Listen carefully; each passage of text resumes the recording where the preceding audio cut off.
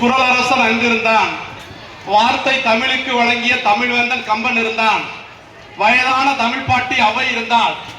அரசியலில் புலிச்சோழ நாடறிந்த புகழேந்தி அங்கிருந்தான். நக்கீரன், நன்னாகன், அப்பசலை, ஒக்கூர் மாசாத்தி, ஒன்சாத்தன், திலம்பெடுத்த தக்கோன், காவலரா வாழ்வுக்கு காவலனா நம்பி அவன் பாட்டெடுத்த தம்பி. எத்தனை பேர் அத்தனை பேரும் மொத்தமாய் கூடி நின்று யாப்பிலா பாடலேனும் யார் தரும் கவிதையேனும் மாப்பலா போல எண்ணி மடியிலே வாங்கி கொண்டு காப்பில்லா தமிழர் நெஞ்சில் காலமெல்லாம் வாழ்ந்து வருகின்ற மூப்பில்லா தாயே, என் முத்தமிழே, உன் பொற்பாதம் தொட்டு வணங்குகின்றேன். தமிழகத்தின் தலை சிறந்த பள்ளியாக, சமூக நல்லிணத்திற்கு எடுத்துக்காட்டாக விளங்குகின்ற இந்த பள்ளப்பட்டி மேல்நிலை பள்ளியிலே சிறப்புரை ஆற்றுவதை எண்ணி மகிழ்கின்றேன். இந்த நல்லதொரு வாய்ப்பை வழங்கிய இந்த பள்ளியினுடைய தலைவர், தாளாளர் மற்றும் நிர்வாக நண்பர்களுக்கும், எனது நிகழ்ச்சியிலே சிறப்பாக வரவேற்புரையாற்றி அமர்ந்திருக்கின்ற மரியாதைக்குரிய ஐயா SSM அஸ்ரப் அலி ஐயா, உதவி செயலாளர் ஐயா அவர்களையும், ஆண்டறிக்கை சிறப்பாக வாசித்த பள்ளியினுடைய தலைமை ஆசிரியர் அவர்களையும், எனக்கு பின்னால் இந்த நிகழ்ச்சியில நல்லதொரு சிறப்புரையாற்ற இருக்கின்ற நகரமன்றத்துடைய தலைவர் முனைவர் ஜான் அவர்களையும், இறுதியாக நன்றி உரையாற்ற இருக்கக்கூடிய தாஜிதின் உதவி தலைமை ஆசிரியர் அவர்களையும் மற்றும் மேடையில் வீட்டிருக்கக்கூடிய அன்பிற்கினிய நிர்வாக பெருமக்களே, சான்றோர்களே, இந்த நிகழ்ச்சிக்கு வருகை தந்திருக்கின்ற அன்பிற்கினிய பெற்றோர்களே, நாளை இந்த தேசத்தை பாரெங்கும் பட்டாப்பூச்சிகளாய் சிறகடித்து தலை சிறந்து தன்னுடைய உழைப்பால், உன்னதத்தால், கல்வியால், ஆற்றலால் ஆளுகை செய்ய இருக்கின்ற என் அன்பிற்குரிய தம்பிகளே, தங்கைகளே, உங்கள் அனைவருக்கும் என் முத்தான முதல் வணக்கத்தை சிரம் தாழ்த்து தெரிவித்துக் கொள்கின்றேன். இந்த பள்ளியினுடைய 69வது ஆண்டு விழாவிலே சிறப்புரையாற்றுவதை எண்ணி மகிழ்கின்றேன். காரணம், இந்த பள்ளியினுடைய வரலாறை பார்க்கின்ற பொழுது இந்த பள்ளியை உருவாக்கிய போற்றுதலுக்குரிய ஐயா அவர்கள், நம்மளுடைய சிறப்பிற்குரிய நம்மளுடைய 1955 அப்துல் மஜீத் ஹாஜி அவர்கள் இந்த பள்ளியை உருவாக்கி இருக்கிறார்கள். 1955 என்பது காமராஜர் அவர்கள் முதலமைச்சராக இருந்த காலம். அப்பொழுது அதற்கு முன்பு ராஜாஜி அவர்கள் முதலமைச்சராக இருந்த காலகட்டத்தில் பல பள்ளிகள் மூடப்பட்டிருக்கின்ற காலத்தில் மீண்டும் அவர் பதவியேற்று ஊர்தோறும் உயர் தொடக்கப்பள்ளி, பக்கத்திலே 3-5 கிலோமீட்டருக்கு இடையிலே உயர்நிலை பள்ளி, 7 கிலோமீட்டரிலே மேல்நிலை பள்ளி என்று தொடங்க வேண்டும் என்று சொல்லி பல பள்ளிகளை திறந்து வைக்கிறார். நம்மளுடைய அந்த நிறுவனர் அவர்கள் காமராஜர் வீட்டு திண்ணையிலே அமர்ந்து கொண்டு பள்ளப்பட்டியை சார்ந்த கிராமப்புற மக்கள் படித்து வாழ்விலே முன்னேற வேண்டும், அவர் வாழ்க்கையிலே உயர்ந்த நிலையை அடைய வேண்டும் என்பதற்காக தன்னுடைய கருத்துக்களை சொன்ன பொழுது காமராஜர் அவர்கள், என்னுடைய எண்ணமும் உங்களுடைய எண்ணமும் ஒன்றுதான், உங்களுக்காக இந்த பள்ளியை தருகிறேன் என்று சொல்லி 1955 இந்த பள்ளி தொடங்கப்பட்டு 1956 ஓராண்டிலே உயர்நிலை பள்ளியாக உயர்ந்து இன்னைக்கு இத்தனாயிரம் பல ஆயிரம் மாணவர்கள் படிக்கின்ற மேல்நிலை பள்ளியாக, இன்னும் சொல்ல போனால் இந்த மேடையிலே இருக்கின்ற பதக்கங்கள், அங்க இருக்கக்கூடிய சான்றிதழ்கள், நம்ம தாளாளர் அவர்கள் சொன்னார்கள், மாணவர்கள் பெற்ற பரிசுகளை கொடுத்து கொண்டிருந்தால் என்று ஒரு நாள் பத்தாது என்று தமிழகத்திலே அவ்வளவு பெரிய சாதனை செய்த சரித்திர பள்ளியாக, தலை சிறந்த மாணவராக நீங்க விளங்கிக் கொண்டிருக்கிறீர்கள். அன்பிற்கினிய மாணவர்களே, கல்வி என்கின்ற ஒன்று மட்டும்தான் நம் வாழ்க்கையிலே மாற்றத்தை ஏற்படுத்தும். கடைநிலையிலே இருக்கின்ற நாம எல்லாம் சாதனைகளாக மாற்றுகின்ற மிகப்பெரிய ஆயுதம் கல்வி. இங்க இருக்கக்கூடிய மாணவர்களின் பெற்றோர்கள் எத்தனை பேர் பட்டதாரிகள்? கை தூக்குங்கள் பார்க்கலாம். உங்க அப்பா அம்மா எத்தனை பேர் பட்டம் வாங்கியிருக்காங்க? BA BSc இப்படி எத்தனை பேர் பட்டம் வாங்கியிருக்காங்க? கை தூக்குங்க பார்க்கலாம். பாருங்கள், நம் குறிப்பிட்ட சில மாணவருடைய தாய் தந்தையர் மட்டும்தான் பட்டதாரிகளாக்கி இருக்கிறார்கள். ஆனால் தான் பட்டம் பெறவில்லை என்று சொன்னாலும் கூட வாழ்க்கையில் தன் குழந்தை பட்டம் பெற வேண்டும் என்பதற்காக நல்லதொரு பள்ளியை தேர்ந்தெடுத்து உங்களை அனுப்பி வைத்த அந்த பெற்றோருக்கு உங்களுடைய முதலிலே உங்களுடைய கரகோஷங்களை எழுப்புங்கள். அன்பிற்கினிய மாணவர்களே, உங்களுடைய கைத்தட்டி செல்லுங்கள். இந்த பள்ளியினுடைய நிர்வாகம், நான் என்னை நம்மை அழைத்து வந்த ஐயா தாஜிதின் நம்மளுடைய துணை தலைமை ஆசிரியர் தமிழாசிரியர் அவர்களும், நாகூர் மீரான் பட்டதாரி தமிழாசிரியர்களும், ஜாகீர் ஹுசேன் விலங்கியல் துறை ஆசிரியரும் பள்ளியினுடைய பெருமையை சொன்னார்கள். அதில் நம்முடைய ஆசிரியர் சொன்னார்கள், இந்த குடியரசு தினத்திலே காலையில் மாணவர்களுக்கு என்ன செய்திருக்கிறீர்கள் என்று நிர்வாகத்திலே செயலர் தலைவர் அவர்கள் கேட்டார்கள். நாங்கள் கடலை மிட்டாய் கொடுப்போம் என்று சொன்ன பொழுது அவர்கள் எப்படி வந்துவிட்டு பசியோடு செல்வார்கள், உடனடியாக அவர்களுக்கு உணவு ஏற்பாடு ஏற்பாடு செய்ய வேண்டும் தானே என்று சொன்ன பொழுது, ஐயா உடனடியாக செய்ய முடியாது, அடுத்த ஆண்டில் இருந்து கண்டிப்பாக அவர்களுக்கு உணவு வழங்குகிறோம் என்று சொன்னார்கள் என்று சொன்னார்கள். அன்பிற்கினிய மாணவ செல்வங்களே, அப்படி அந்த பசியின் மாணவர்கள் பசியோடு இருப்பார்கள், முதலில் அவர்களுக்கு உணவு கொடுக்க வேண்டும், அந்த உணவோடு கல்வி கொடுக்க வேண்டும் என்கின்ற ஒரு உன்னதமான ஒரு செயலர் தலைவர் நமக்கு நிர்வாகத்தினர் நமக்கு கிடைத்திருக்கிறார்கள் என்று சொன்னால் அதுதான் இந்த பள்ளியினுடைய பெருமை. இந்த பள்ளியை உருவாக்கிய அந்த ஐயாவினுடைய பெருமை. ஒரு நிமிடம் அனைத்து மாணவர்களும் பெற்றோர்களும் எழுந்து நின்று இந்த பள்ளியை உருவாக்கிய நம்மளுடைய ஐயாவுக்கு தங்களுடைய கரகோஷங்களை ஒரு நிமிடம் எழுந்து நின்று நீங்கள் கைத்தட்ட வேண்டும்.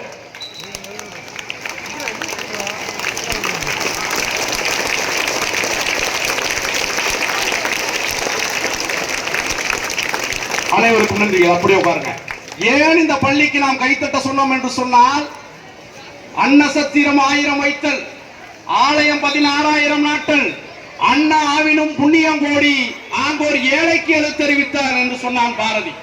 நீங்கள் 1000 பேருக்கு உணவு கொடுப்பதை விட, 10,000 கோயில்களை கட்டுவதை விட, பெரிய நீர் சுனைகள் அழகழகான பூங்காக்கள் செய்வதை விட, ஏழைக்கு ஒருவனுக்கு கல்வி கொடுத்தால் அந்த கல்விதான் மிகப்பெரிய ஆயுதம். கல்வி என்கின்ற ஆயுதத்தை நீங்கள் கையில் வைத்துக் கொண்டால் வாழ்நாளில் நீங்கள் பட்டதாரிகளாவீர்கள், அடுத்த உங்கள் குழந்தைகள் பட்டதாரிகள், பரம்பரையாக பட்டதாரிகளாகும். சாதாரணமா கல்வி வெள்ளத்தால் அழியாது, வெந்தலால் வேகாது, வேந்தராலும் கொல்லத்தான் முடியாது, நிறைவின்றி குறைவிடாது, கல்வருக்கோ வளையமில்லை, காவலுக்கு மிக எளிது, உள்ளத்தே கல்வி என்னும் செல்வம் வைத்துக் கொண்டு வெறு செல்வம் தேடி உணர்கின்றாரே என்று சொல்கிறார். நம்மிடமிருந்து கல்வியை பிடுங்கி செல்ல முடியுமா? பணம் இருந்தால் ஒரு எடுத்து செல்லலாம், நகை இருந்தால் ஒரு நாள் எடுத்து செல்லலாம். அன்பிற்கினிய மாணவர்களே, கல்வியை மட்டும் யாரும் உங்களிடம் எடுத்து செல்ல முடியாது. நாம் எல்லாம் வறுமை கடைநிலையில் இருந்து இந்த பள்ளிக்கு வருகிறீர்கள். அந்த மாற்றத்தை உங்களுடைய பெற்றோர்கள் தான் கஷ்டப்பட்டாலும் பரவாயில்லை, என் குழந்தை ஒரு மிகப்பெரிய ஆளுமையாக வர வேண்டும் என்று செய்வதற்காக இந்த பள்ளியிலே உங்களை சேர்த்திருக்கிறார்கள். இப்ப இந்த பள்ளியிலே பரிசுகள் கொடுத்ததை பார்த்து வியந்தேன்.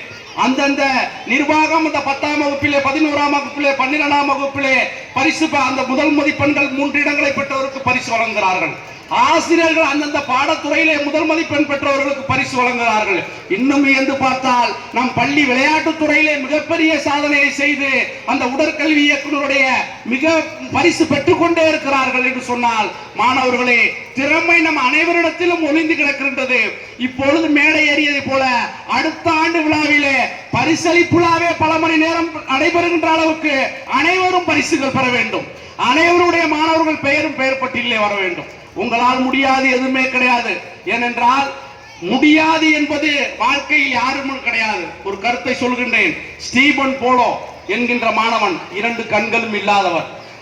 ஆந்திராவிலே சீதாராமபுரம் என்கின்ற ஊரில் பிறக்கிறார். அவங்க அப்பா அம்மா வறுமை நிலையிலே தினந்தோறும் விறகு பொறுக்கின்ற சாதாரண குடும்பம். 2 கண்கள் இல்லாத மகன். தாய் தந்தை நினைக்கிறார், நாம் வறுமையில் இருக்கிறோம், மகனுக்கு மாற்றுத்திறனாளியாக இருக்கிறான், அவன் வாழ்க்கையில் முன்னேற வேண்டும் என்று சொன்னால் அவன் கல்வி மட்டும்தான் உயிர் கொடுக்கும் என்று சொல்லி தினந்தோறும் 13 கிலோமீட்டர் அந்த தாய் தந்தையர்கள் அந்த மாணவனை அழைத்து வந்து கீழே படிக்க வைத்து விட்டு மேலே அழைத்து செல்கிறார்கள். அப்படி அழைத்து சென்ற அந்த மாணவன் 10ஆம் வகுப்பிலே ஒவ்வொரு ஆண்டும் நல்ல முறையிலே படித்து வருகிறார். 10ஆம் வகுப்பிலே ஆந்திர மாநிலத்திலே முதல் மாணவனாக தேர்ச்சி பெறுகிறார். நீங்கள் இணையத்திலே போட்டு பாருங்கள் ஸ்டீபன் போலோவுடைய வரலாறு. மீண்டும் 11ஆம் வகுப்பு அந்த மாணவனுடைய கேள்விப்பட்டு அந்த ஆந்திர மாநில அரசு உதவி செய்து ஒரு தலை சிறந்த பள்ளியில் படிக்கின்றான். அதே மாணவன் 12ஆம் வகுப்பு மாநில பொதுத் தேர்விலே மாநிலத்திலே முதல் மாணவனாக தேர்விப்படுகிறான்.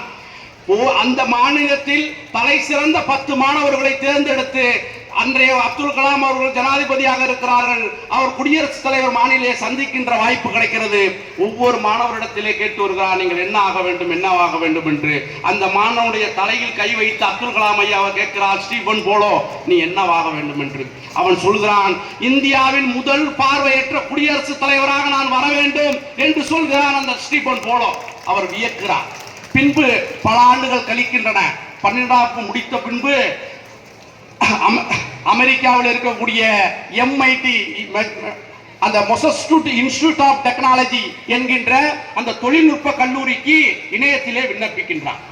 அந்த கல்லூரி ஒரு பார்வையற்ற மாணவன் என்பதனால் உங்களுடைய விண்ணப்பத்தை நிராகரிக்கிறோம் என்று அந்த மாணவனுக்கு இமெயில் சேர்கிறது. நாம் என்ன பண்ணுவோம், நம்மளாதான் ஒரு முயற்சி பண்ணுவோம். பாதி பேர் உள்ளே போக மாட்டான், பாதி பேர் கிடைக்கலன்னா இவனே காரணம் சொல்லிட்டு வந்துருவான். அவன் உடனடியாக பதில் எழுதுகிறான். அந்த பல்கலைக்கழக நிர்வாகத்திற்கு மெயில் அனுப்புகிறான். அன்பிற்குரிய நிர்வாக பெருமக்களே, நான் மாற்றுத்திறனாளி பார்வையற்ற மாணவன் என்பதனால் என்னை எப்படி நீங்கள் நிராகரிக்கலாம்? என் திறமையை சோதித்த பின்புதானே நீங்கள் நிராகரித்திருக்க வேண்டும். எனக்கு தயவு செய்து நுழைவுத் தேர்வு எழுதுவதற்கு அனுமதி கொடுங்கள். ஒருவேளை அந்த நுழைவுத் தேர்வில் நான் தோல்வி அடைந்து விட்டால் என்னை நீக்குங்கள். இதை கனிவோடு பரிசீலனை செய்யுங்கள் என்று சொல்லி அந்த மாணவன் மீண்டும் அந்த MITக்கு இமெயிலே அனுப்புகிறான். அவனுடைய அந்த முயற்சியையும் நம்பிக்கையும் அவனுடைய வார்த்தைகளையும் பார்த்த நிர்வாகம் அதுவரை அப்படிப்பட்ட பார்வையற்ற மாற்றுத்திறனாளி மாணவர்களை இதுவரை அந்த கல்வி நிறுவனத்திலே சேர்க்காத நிறுவனம் இவனுடைய முயற்சியை பாராட்டலாம், அவருக்கு ஒரு வாய்ப்பு கொடுத்தால் என்ன என்று சொல்லி மேடையில் இருக்கின்ற சான்றோர்கள் போல அந்த நிர்வாகத்திற்கு சொல்கிறார்கள். உடனே அந்த மாணவனுக்கு அந்த வாய்ப்பு வழங்கப்படுகிறது. நுழைவுத் தேர்வு எழுதக்கூடியது மிக கோடீஸ்வரர்கள் படிக்கக்கூடிய கல்வி நிறுவனம். அது பல லட்சங்கள் கோடிகள் செலவாகின்ற நிறுவனம். இந்த மாணவன் 3400 மாணவர்கள் எழுதிய அந்த தேர்வில் 150 இடங்கள் தான். 14வது இடம் பெற்ற அந்த மாணவன் நுழைவுத் தேர்வில் வெற்றி அடைகின்றான். நிர்வாகம் வியத்து போகிறது. ஐயோ, இப்படிப்பட்ட மாணவனை நாம் இழந்திருப்போம் என்று சொல்லி அந்த MITயில் படிப்பதற்கு ஆந்திராவில் இருக்கக்கூடிய மிகப்பெரிய தொழிலதிபர்கள் இங்கே நாம் பள்ளிக்கு உதவி செய்தார்களே, அதை போல அந்த நல்லுள்ளம் படைத்தவர்கள்லாம் அந்த மாணவனுக்கு உதவி செய்கிறார். அங்கேயே அந்த தொழில்நுட்பத்துறையிலே படித்துக் கொண்டு அங்கே பகுதி நேர வேலை பார்த்து அங்கேயே மிக ஊதியத்தை பெற்று தன்னுடைய கல்வியை வளர்த்துக் கொள்கிறார். பின்பு கோயமுத்தூரிலே பல ஆண்டுகள் கழித்து 3-4 ஆண்டுகள் கழித்து ஒரு அறிவியல் மாநாடு தொழில்நுட்பத்திலே நடக்கிறது. அதே அப்துல் கலாம் அவர்கள் சிறப்பு விருந்தினராக வருகிறார். ஸ்டீபன் போலவும் சிறப்பு விருந்தினராக அதே மேடையிலே அப்துல் கலாம் அருகிலே அமர்ந்து கலக்கிறார். அவருக்கு அடையாளம் தெரியவில்லை. எப்பொழுதும் ஆசிரியர்கள் பல மாணவர்களை உருவாக்கி அனுப்பிவிட்டுக் கொண்டே இருப்பார்கள். அவன் சொல்லுகிறான், கூட்டம் முடிந்து, ஐயா என்ன ஞாபகம் இருக்கிறதா, ஆந்திராவிலே 3 ஆண்டுகளுக்கு முன்பு வந்தேனே 10 மாணவர்கள் உருவாக, அப்போது நின்று கேட்டுவிட்டார். இப்போது கேட்கிறார், உன்னுடைய ஆசை என்று. அப்போதும் இந்த மாணவன் சொல்கிறார், இந்தியாவில் என்றாவது ஒரு நாள் பார்வையற்ற முதல் குடியரசுத் தலைவராக வர வேண்டும் என்பதுதான் எனது ஆசை. அதற்காக இன்னைக்கு அந்த ஸ்டீபன் போலோ தனியாக ஒரு தொழில் நிறுவனத்தை ஏற்படுத்தி மாதம் 150 கோடி ரூபாய் வருமானம் பெறுகிறார். 3400 பார்வை உடைய மனிதர்களுக்கு வேலை வாய்ப்பை தந்து கொண்டிருக்கிறார் என்று சொன்னால், அன்பிற்கினிய மாணவர்களே, இறைவன் நமக்கு அனைத்தையும் கொடுத்திருக்கிறான். நல்ல தாய் தந்தையை கொடுத்திருக்கிறான், நல்ல பள்ளியை கொடுத்திருக்கிறான். ஏன் உங்களால் சாதிக்க முடியாது? கண்டிப்பாக சாதிக்க முடியும். கல்வி என்று ஒன்றை கற்றுக்கொண்டால் உலகத்தில் எங்க வேணாலும் போலாம். மன்னரும் மாசரு கற்றோனும் சீர்தூக்கின் கற்றோன் சிறப்புடையன். மன்னனுக்கு தன் தேசமெல்லா சிறப்பில்லை, கற்றோனுக்கு சென்ற இடமெல்லாம் சிறப்பு. நீங்கள் படித்து விட்டால் வாழ்க்கையில் எங்கே வேணாலும் செல்லலாம். இப்ப சாதாரண ஏழை குடும்பத்தில் ஒரு கிராமத்தில் பிறந்த நான் இவ்வளவு பெரிய சான்றோர்கள் இருக்கின்ற இந்த மேடையிலே அமர்கிறேன் என்று சொன்னால் கல்வி. வறுமையின் விளிம்பில் இருந்து இதே உங்களை போல அரக்கால் டவுசர் போட்டு அரசு பள்ளியிலே இதே மாணவனாக அமர்ந்த நான் தன்னுடைய முயற்சியால் படித்து MA Tamil, B.Ed, M.Ed, MS psychology, MPhil, PhD, SET NET TET என்று தேர்வு பெற்று இன்று டாக்டர் கலைஞர் அரசு கலைக்கல்லூரியில் குளித்தலை படித்துக் கொண்டிருக்கிறேன் என்று சொன்னால், அன்பிற்கினிய மாணவர்களே, என்னை விட 1000 மடங்கு திறமைசாலியான நீங்கள் கண்டிப்பாக வாழ்க்கையில் சாதிக்க முடியும். உங்களுக்கான வாய்ப்புகள் இந்த சமூகத்தில் திறந்து கிடக்கிறது. நீங்கள் கல்வியில் மட்டும்தான் நேரம் ஒதுக்க வேண்டுமா? விளையாட்டிலே ஒதுக்க வேண்டும், கலைகளிலே ஒதுக்க வேண்டும், பேச்சு போட்டியிலே கலந்து கொள்ள வேண்டும். ஏனென்றால் கவிதை புனைய வேண்டும். இப்ப இந்த மாணவர்கள் எல்லாம் பரிசு பெற்றார்கள். நான் முதலாக 2004 தந்தை பெரியார் கல்லூரியில் படித்த போது என்னுடைய நண்பன் வந்து கேட்டான், ஒரு கவிதை எழுதி கொடுறாங்க. இன்னைக்கு என்னுடைய பையன் தமிழ் குமரன் LKG போயிட்டு இருந்தான் சின்ன வயசுல. இப்ப பாருங்க, இன்னைக்கு மாணவர்கள்லாம் எவ்வளவு தூரம் இருக்கான். அவட்ட ஒரு ஏதாவது ஒரு ரைமி ஒன்று ஏதாவது போயம் சொல்றாருக்கு அவன் சொல்றான். அதோ பாரு லைட்டு, கோழி முட்டை ஒயிட்டு, LKGனா வெயிட் அப்படிங்க. சின்ன வயதிலேயே இன்னைக்கு மாணவர்கள் அப்படி இருக்கிறான். நான் உடனே அந்த நண்பன் வந்து இந்த கவிதை கேட்டான். சரி, அவனுக்காக சொன்னேன், என்னடா இல்ல ஒரு காதல் கவிதை சொல்லு அப்படின்னா. விமலான ஒரு பொண்ணை பாக்குறேன், எனக்காக ஒரு கவிதை எழுதுனா. சரி, நம்மளையும் மதிச்சு முதலாக கேட்கறான்னு சொல்லிட்டு அவனுக்காக முதலாக எழுத கவிதை, முக்கணியில் ஒன்று பலா, வானத்தில் இருப்பது நிலா, உன்னோடு வர வேண்டும் முலா, சம்மதிப்பாயா விமலான்னு சொல்லி அந்த கவிதை எழுதி கொடுத்தேன். எதுக்கு சொல்றோம்னா, மாணவர்களுக்கு முதலிலே அந்த மாதிரியான நகைச்சுவையாக அல்லது காதலாக இது போன்றதெல்லாம் தோன்றும் இந்த பருவத்தில். ஆனால் அந்த குமர பருவத்திலே ஏற்படக்கூடிய அந்த பிரச்சனைகளை நாம் இடம் கண்டு கொண்டு கல்வியிலே செலுத்த வேண்டும். நீங்க இன்னைக்கு மாணவர்கள் பார்த்தீங்கன்னா யூடியூப்லயும் நம்ம பேஸ்புக்லயும் நம்மளுடைய செல்லிலே தான் நம்முடைய வாழ்க்கையை தொலைத்துக் கொண்டிருக்கின்றோம். அதுல நல்ல செய்திகள் நிறைய இருக்கிறது. என்ன பண்றான் இப்ப முழு நேரம் நீங்க பார்த்திருப்பீங்க, ஒரு எதுக்குனாலும் லைக் போடுன்னு அந்த லைக்குக்காக இன்னைக்கு அலையறான். ஒருத்தர் என்ன பண்றான், புதுசா கல்யாணம் ஆகி புது மாப்பிள்ள கருணாக பாம்பை தலையில போட்டுக்கிட்டு லைக் போடுன்னு இருக்கான். எல்லாம் கீழே லைக் போட்டுக்கிட்டே இருந்திருக்கான். அது லட்சக்கணக்கான பேர் லைக் போட்டுட்டு இருக்கான். அது ஒரே ஒரு லைக் மட்டும் போட்டுருக்குது அவனுக்கு. இன்னொரு தண்ணி எல்லாம் ஆயிட்டான், காலி ஆயிட்டான். அப்படி அல்ல, எதில் நம்முடைய சிந்தனைகளை திருத்த வேண்டும்.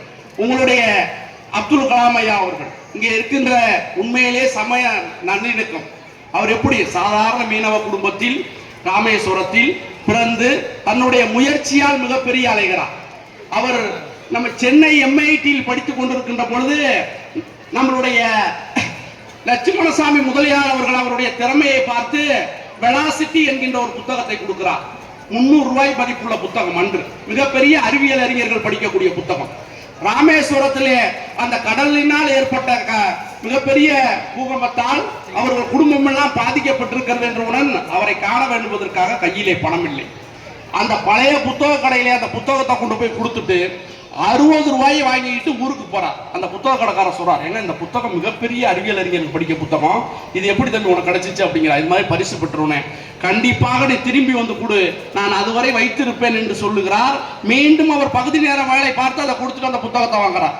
அப்படியாப்பட்ட ஒரு நீங்க உலகத்தில் இன்னைக்கு தெரிஞ்சுக்கங்க. இப்ப இன்னைக்கு நம்மளுடைய பள்ளியில கூட இளம் விஞ்ஞானி அந்த மாணவர் மிக சிறப்பாக பல்வேறு இது பண்ணியிருந்தாப்புல நம்ம பார்த்திருப்போம். இப்ப இந்த இந்தியாவை அமெரிக்காவுடைய சாட்டலைட் சுற்றிக்கிட்டே இருக்குது. நம்ம எது செய்தாலும் உலகத்தில் எந்த நாடுகள் செய்தாலும் அந்த இதை உடனடியாக அவங்களுக்கு தகவல் போயிடும். அப்துல் கலாம் அவர்கள் அறிவியல் விஞ்ஞானியாக குடியரசுத் தலைவராக அமெரிக்காவுக்கு போறாரு. அங்க இருக்கக்கூடிய நாசா 2 நாள் அவருக்கு நேரம் கொடுத்துருக்காங்க. நாசா விண்வெளி ஆய்வு மையத்தை முதல் நாள் போய் பார்க்கலாம்னு சொல்றாரு. இல்ல 2வது நாள் பார்த்துக்கலாங்கன்னு மற்ற இடத்தெல்லாம் கூட்டிட்டு போய் காமிக்கிறாங்க. முதல் நாள் முடிந்து விடுறதுக்கு 2வது மணி 5 மணி வரைக்கும் அவருக்கு நேரம். 4:30 மணி வரைக்கும் நாசாவுக்கு அவங்க கூட்டிட்டு போகல. மீண்டும் வேற பகுதி கூட்டிட்டு போய் நாசா கிட்ட போனோடனே மணி 5 ஆயிரத்து, அடுத்த முறை கண்டிப்பாக பார்த்துக் கொள்ளலாம் என்று அவரை பார்க்காமே அனுப்பி வைத்து விடுகிறாங்க. ஏனென்றால் ஒரு மிகப்பெரிய விஞ்ஞானி, இவர் உள்ளே நம்மளுடைய கருத்துக்களை எல்லாம் பார்த்து விட்டால் அவர் நமக்கு அவங்க இந்தியாவிற்காக இது பண்ணுவார், பல திட்டங்களை செயல்படுத்தி விடுவார் என்கின்ற ஒரு தரமா ஒரு தாழ்வான நோக்கத்தில் அமெரிக்க அரசு அப்படி செய்திருச்சு. அப்ப அப்துல் கலாம் அவர்கள் மனதில் வைத்துக் கொள்கிறார். இந்த அவர் விஞ்ஞானியாக இருக்கின்ற காலகட்டத்திலே இந்தியா அமெரிக்காவை நம்ம யார் இந்தியர்கள் என்பதை காட்ட வேண்டும் என்பதற்காக அன்பிற்குரிய மாணவர்களே, தம்பிகளே, தங்கங்களே, இந்த உலகத்திலேயே எந்த நாடு அணுகுண்டு சோதனைகள் எந்த விஞ்ஞானம் செய்தாலும் அடுத்த நொடி அமெரிக்காவுக்கு செய்துவிடும். இப்ப இந்த இடத்துல சாட்டலைட் போகுது அப்படின்னா போயிட்டு மறுபடியும் நம்ம பள்ளிக்கிட்டு வருவதற்கு ஒரு 24 செகண்ட் 30 செகண்ட் ஆகும். அப்படின்னா அந்த 30 இங்கிருந்து புறப்பட்டவுடன் பொக்ரான் அணுகுண்டு சோதனையை வெடிக்க வைக்கிறார். உலகத்திலேயே அமெரிக்காவுக்கு தெரியாமல் ஒரு அணு சோதனை நடத்திய ஒரே நாடு இந்தியா. ஒரே தமிழன், ஒரே அறிவியல் விஞ்ஞானி அப்துல் கலாம் என்கின்ற மிகப்பெரிய மாபெரும் மனிதன். அப்படிப்பட்ட மனிதர்களை பெற்ற தேசம். அவர் ஒரு சென்னையிலே ஒரு நிகழ்ச்சியிலே கலந்து கொள்கிறார்.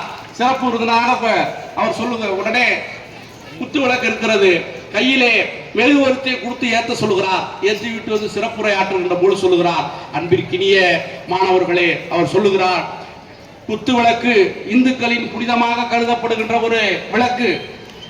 என் கையிலே ஏற்றிய மெழுகுவர்த்தி கிறிஸ்துவர்களின் புனிதமான மெழுகுவர்த்தி. இதை ஏற்றியவன் இஸ்லாமியர் நான். இதுதான் இந்தியா. ஒற்றுமையில் வேற்றுமையில் ஒற்றுமை இருந்த நாடு. இந்தியர் என்பதில் பெருமிதம் கொள்வோம், இணைந்தே பல சாதனைகளை செய்வோம் என்று சொன்னார். இந்த பள்ளியிலே நான் பார்க்கின்ற பொழுது அதுதான் சொன்னேன், சமய நல்லிணக்கத்திற்காக ஒரு பள்ளிக்கு விருது வழங்கப்படும் என்று சொன்னால் நாம் பள்ளப்பட்டி மேல்நிலை பள்ளிக்கு தான் வழங்க வேண்டும். இங்கே தொப்பிகள் அணிந்திருக்கிறார்கள், பொட்டு வைத்திருக்கிறார்கள், அங்கே சிலுவை வைத்திருக்கிறார்கள். ஆசிரியர் சொன்னார், ஒரே தட்டிலே மாணவர்கள் அரசு உணவை வாங்கி சாப்பிடுவார்கள் என்று சொன்னார். இதுதான் தமிழ்நாட்டுடைய முதலமைச்சராக இருந்த தலைவர் கலைஞர் அவர்கள் சொன்னார்களே, விவேகம் என்னும் வெள்ளி முதைத்து சாதி மத பித்தம் சனி துளைந்தால் தான் சமத்துவம் என்கின்ற ஞாயிறு பிறக்கும் என்கின்ற வகையில் சமத்துவத்தை நிலைநாட்டுகின்றோம். இன்னைக்கு நம்ம வாய்ப்புகள் நிறையாளமாக கொட்டி கிடக்கிறது. நான் முதல்வன் என்கின்ற ஒரு திட்டத்தின் மூலமாக நீங்கள் உங்கள் திறமையை வளர்த்துக் கொள்ளலாம். அந்த திட்டத்தின் மூலமாக நம்மளுடைய மாணவி இன்னைக்கு தைவான் பல்கலைக்கழகத்தில் பல லட்சம் ரூபாய் உதவித்தொகையோடு படித்துக் கொண்டிருக்கின்றார். நீங்கள் படித்துவிட்டு தனியார் கல்லூரியில் தான் போய் படிக்க வேண்டும் என்ற இல்லை. நம்மை சுற்றி சுற்றி அரவக்குறிச்சியிலே அரசு கல்லூரி இருக்கிறது, பக்கத்திலே கரூரில் இருக்கிறது. அரசுகள் உங்களுக்கு ஏராளமான சலுகைகள் வழங்குகிறார்கள். தமிழ் புதல்வன் என்கின்ற திட்டத்தின் மூலமாக மாதம் 1000 ரூபாய் உங்களுக்கு கொடுக்கப்படுது. புதுமை பெண் என்கின்ற திட்டத்திற்காக பெண்களுக்கு பல ரூபாய் 1000 ரூபாய் வழங்கப்படுகிறது. மாணவர்களே, வாய்ப்புகள் உங்களுக்கு கொட்டி கிடக்கின்றது. அதை ஏற்படுத்துவதற்காக நீங்கள் பயன்படுத்த வேண்டும். தயவு செய்து நூலகங்களை அதிகமாக பயன்படுத்த வேண்டும். நம்மளுடைய நகரமன்ற தலைவர் அவர்கள் சொன்னார்கள், நமது உதவி செயலாளர் ஐயா வீட்டிலே 10,000 புத்தகங்களுக்கு மேல் வைத்திருக்கிறார். அவர் வரவேற்புரை ஆற்றுகின்ற பொழுது பல வெளிநாட்டு செய்திகளில் இருந்து பல செய்திகளை சொல்லுகிறார் என்றால், யார் ஒருவர் புத்தகத்தை அதிகமாக படிக்கிறார்களோ அவர் மிகப்பெரிய ஆளுமையாக வருவார்கள். Today leader is today reader tomorrow leader, today leader tomorrow reader. யார் ஒருவர் வாசிக்கிறார்களோ அவர்கள் தலைவர் ஆவார்கள். எவர் தலைவராக இருப்பார்களோ அவர்கள் அதிகமாக வாசிப்பார்கள்.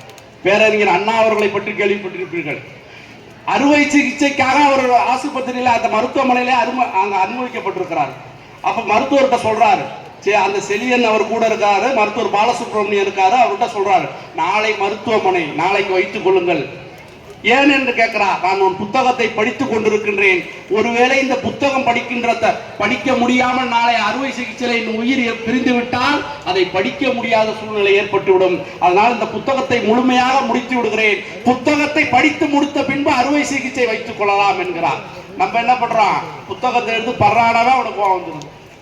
அப்பா அம்மா ஆசிரியர்களை போல இந்த உலகத்தில் பெற்றோர்களையும் ஆசிரியர்களை போல நம்ம யாருமே கிடையாது. உலகத்துல உன்னை ஏறி பரிசு பெற்ற பொழுது ஒவ்வொரு ஆசிரியர் என்னுடைய மாணவன் பரிசு பெறுகிறான் என்று அங்க முகத்திலே மகிழ்ச்சி தெரிந்தது.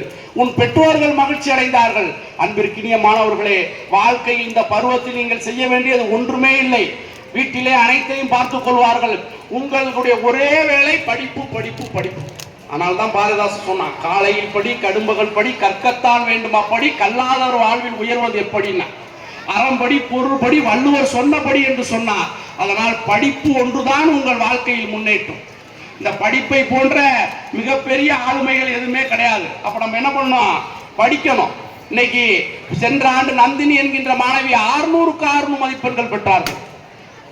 ஒரே இதே மாதிரி அவருடைய தந்தை ஏழ்மையான குடும்பத்தை சேர்ந்தவர். ஏன் நம்மால் முடியாது? அந்த நிலையை நாம் உணர்ந்து கொள்ள வேண்டும். அது மட்டும் இல்லாமல் இன்னைக்கு பாத்தீங்கன்னா பள்ளப்பட்டி, இன்னைக்கு நான் எடுத்து பார்த்த இணையதளத்துல 88% கல்வி கற்றவர்கள் இருக்கக்கூடிய பகுதியாக பள்ளப்பட்டி விளங்குகின்றது. தமிழ்நாட்டிலேயே அதிக கல்வியாளர்களை கொண்ட பகுதியாக பள்ளப்பட்டி விளங்குகிறது. அதிலே போட்டு இந்தியாவினுடைய கல்வி அறிவு சதவீதமே 81.68% தான். ஆனால் பள்ளப்பட்டி 88% கல்வி பெற்று விளங்குகிறது என்றால், இதை போன்ற கல்வி நிறுவனங்கள் நமக்கான வாய்ப்பு கிடைத்திருக்கிறது. நீங்கள் அந்த கல்வி நிறுவனத்தை பயன்படுத்திக் கொள்ள வேண்டும். முயற்சி செய்கின்றவர்கள் மட்டும்தான் சாதனையாளர்களாக வருவார்கள். உங்களுக்கு வாய்ப்புகள் ஏராளமாக கிடைக்கிறது. நீங்கள் அதை சாதிக்க வேண்டும். அதனால்தான் சொன்னான், இளைஞானி மகத்தானவன், மண்ணில் பரம்பொருளில் உருவானவன், நீ மனம் வைத்தால் மலைகளும் உன் கையில் தூளாகும். அப்ப நீங்க முயற்சி செய்யணும். இந்த திரைப்படங்கள், இந்த குமர பருவத்திலே வரக்கூடிய மன உளைச்சல்கள், இதையெல்லாம் தூக்கி எறிந்து விட்டு உங்களுடைய கவனத்தை, உங்களுடைய சிந்தனையை, உங்களுடைய ஆற்றலை கல்வியிலே செலுத்த வேண்டும். கல்வி என்கின்ற ஆயுதம் உங்களிடத்தில் இருக்கின்ற பொழுது உங்களை யாராலும் அடிக்க முடியாது. அதே நேரத்தில் இந்த பருவத்தில் நட்பு என்பது மிக முக்கியமானது. நண்பனே எனக்கு இல்லைன்னு சொன்னா அவன் ஒரு பைத்தியக்காரன் என்ற அர்த்தம். அனைவருக்கும் நண்பன் வேண்டும். ஆனால் எப்படியாப்பட்ட நட்பு வேண்டும்? அவன் நல்லவனாக இருக்கக்கூடிய நட்பை தேர்ந்தெடுக்க வேண்டும். வள்ளுவன் சொல்லுகிறார், உன்னுடைய உண்மையான நண்பன் யாரு, பொய்யான நண்பன் யாரு எப்படி கண்டுபிடிக்கிறது? எல்லா பேரும் நம்ம கிட்ட நல்லா பழகுவான். வள்ளலார் சொன்னாரே, உள்ளொன்று வைத்து புறமென்று பேசுவார், உறவு களவாமை வேண்டும். ஏன்னா நம்மகிட்ட சிரிச்சு சிரிச்சு பேசுவான், மனசுக்குள்ள என்ன இருக்கான்னு தெரியாது. அந்த பொண்ணு அப்படின்னா, அந்த பொண்ணு எப்போதும் தோளோடு தோல் சாய்ந்து நீ தான் என்னுடைய உயிருங்குவான். அந்த பையன் எப்போதும் நம்ம கையை பிடிச்சிட்டே இருப்பான், நீ தான் என் நண்பன்மா. அவன் உண்மையான நண்பனா பொய்யான நண்பனான்னு எப்படி கண்டுபிடிக்கணுமா? உனக்கு ஆபத்தே ஒன்று வராத பொழுது ஒரு ஆபத்து வந்ததாக சொல். அந்த ஆபத்தில் யார் உதவுகிறார்களோ அவர்தான் உனக்கு உண்மையான நண்பன். இப்ப 1000 ரூபாய் வச்சிருப்பான், உனக்கு ஒரு 100 ரூபாய் தேவைப்படும். இப்ப என்ன பண்றதுனே தெரியலனா 1000 ரூபாய் ஒரு வாரமா வச்சுட்டு இருக்கேன்னு சொல்லிட்டு இருப்பான். திடீர்னு உனக்கு 100 ரூபாய் தேவைப்படும். அவன்கிட்ட போய் எனக்கு ஒரு 100 ரூபாய் தேவை நண்பா கொடு அப்படின்னு சொல்றேன். உண்மையான நண்பன் தான் எவ்வளவு என்ன பண்ணுவான், 500 ரூபாய் எடுத்து கொடுப்பான். ஆனா அவன் போலியாக காரியத்துக்காக பழகி இருந்தானா இப்பதானே எங்க அம்மா கடிச்சு கொடுத்துட்டு வந்தேன், இப்பதான் எங்க அக்கா கடிச்சு கொடுத்துட்டு வந்தேன், இப்பதான் எங்க அண்ணன் கடிச்சு கொடுத்துட்டு வந்தேன், இப்பதான் புத்தகம்னு சொல்லுவான். அதான் வள்ளுவன் சொல்றான், தேரான் தெளிவும் தெளிந்தான் பின் ஐயுறும் தீரா இடுமை தரும். நண்பனை தேர்ந்தெடுக்கின்ற பொழுது கவனமாக தேர்ந்தெடுக்கணும். கேட்டிடும் உண்டோ உறுதி கிளைஞரை நீட்டி அளப்பதற்கோள். ஆபத்து காலத்தில் எவன் ஒருவன் உதவி செய்கிறானோ அவனே உனக்கு உன் நண்பன். உடுக்க இழந்தவன் கை போல அங்கன் இடுக்கன் களைவதாம் நட்பு. நாளடியால சொன்னான், நாய்க்கால் சிறுவரர் போல் நன்கனியர் ஆயினும் ஈக்கால் உதவாதான் நட்பெண்ணா செய்தானும் சென்று கொள்ளல் வேண்டும் வாய்க்கால் அணையார் தொடர்பு. நாயினுடைய கால் அப்படியே நெருங்கி ஒன்னோட ஒண்ணு இருக்கும், ஆனா ஈனுடைய கால அளவு கூட உதவி செய்ய மாட்டான். அதே நீங்க 11வது சேர்ந்திருப்ப, 10வது இருந்தா பள்ளியில படிச்சிருப்ப, அவன் வெளியூர்ல இருப்பான், போன் அடிப்ப, உடனடியாக உனக்கு போட்டுருவான். நாட்டுக்கு வேலைக்கு போயிருப்பான், நீ ஒரு மெசேஜ் போட்ட உடனே உனக்கு உதவி செய்வான்.